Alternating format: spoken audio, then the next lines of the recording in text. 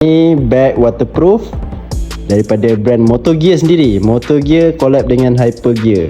So nama model ni Kalis. Bag waterproof size 3 liter. Harga dia kalau korang tengok memang terkejut lah. Harga dia gila murmur. Orang panggil murmur lah. Harga dia memang sangat-sangat mampu milik.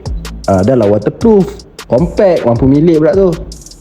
Design lebih compact, tak terlalu besar, tak terlalu kecil. Korang pakai dekat pinggang tu, dia just nice lah nampak.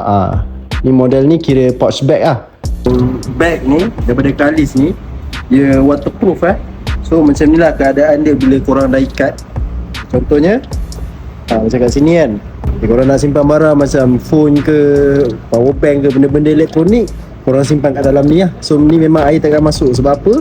Sebab bila kau dah simpan, korang ikat macam ni lah. Pusing, senang je ikat. Ikat. Time korang nak ride, just pusing ke belakang je kan. So tengok, size dia tak terlalu besar. Size dia ngam-ngam, cincin. Kat bahagian sini korang boleh adjust lah. Kat bahagian sini dia ada mesh lah. So bila korang pakai tu lebih selesa, kurang panas. Sebab tu bestnya pakai ni. Kat bahagian depan ni korang boleh lah letak kunci ke. Alright, check out bag ni.